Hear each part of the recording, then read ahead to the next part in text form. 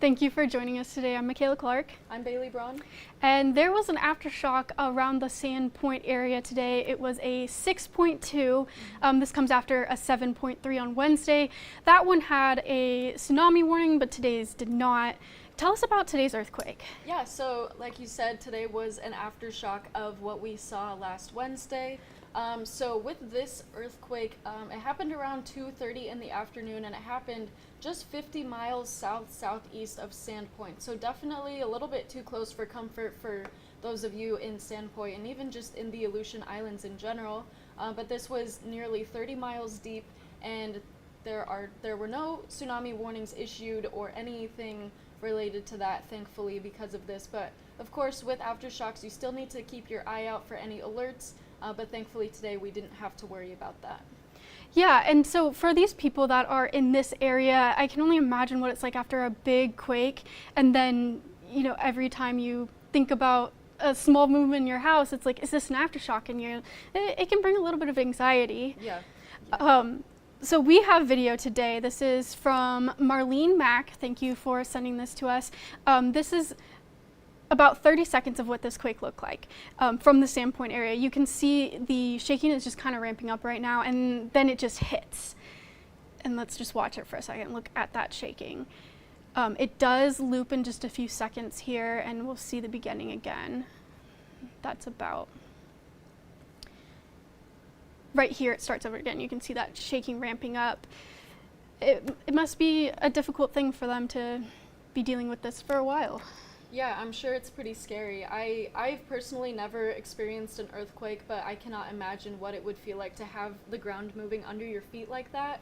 It must be really scary. But thankfully, no tsunamis are, you know, another factor that need to be worried about, at least in this case. So that is the good news in this case. On the other hand, I grew up in Anchorage, and I'm used to things like this, or used to earthquakes, and growing up here kind of gave me the fascination with the 1964 earthquake, and then just learning about them growing up. And so it's kind of cool to see the difference between us two. We just different ways of life, growing up in different areas. Yeah, that's true. And last week on Wednesday, whenever the 7.3 had hit, it was actually my off day, so I wasn't involved in any of the coverage. But just seeing on the news and just seeing all of the chaos that kind of sparked from that happening, it was pretty insane, and my heart goes out to all of you in the Aleutians and especially in Sandpoint that have this kind of thing to worry about, especially that close to that area.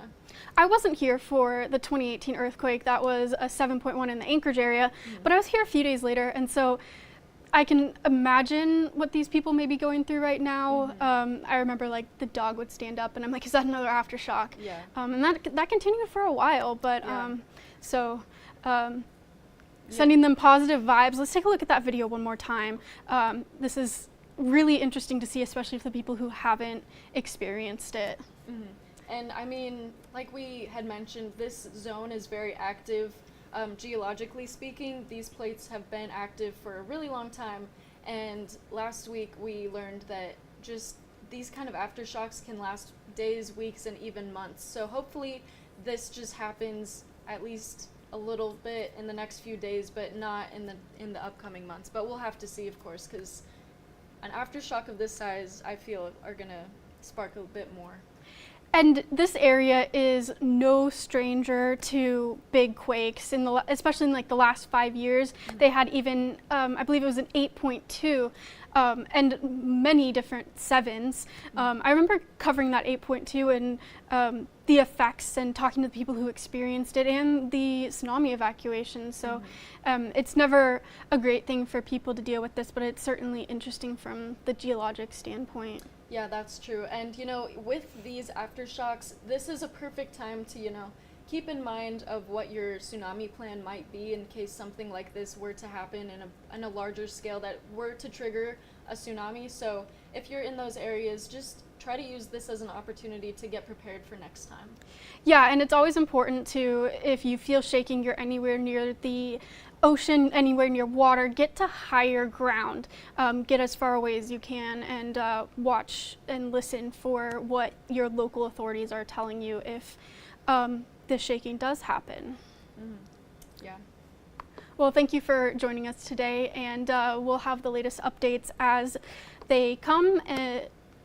So, yeah, just keep yourselves prepared and keep yourselves aware of what's happening around you.